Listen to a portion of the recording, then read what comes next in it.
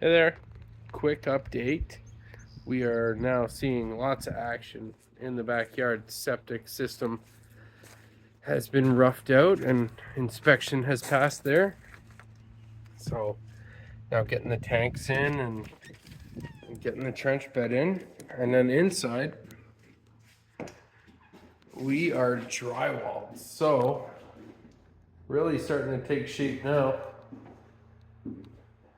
Drywall, I would say, is 95% done. Most of the rooms are done.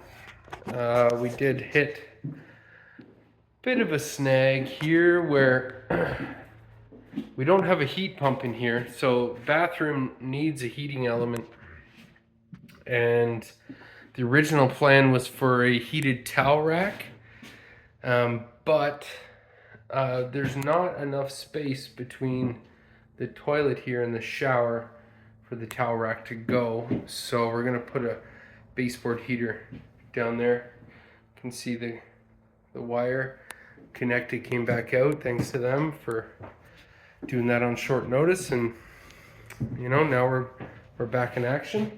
So once this drywall is up, then the ceiling insulation will get done, and then we're on to taping and mudding, and then we're finishes after that. So talk to you later.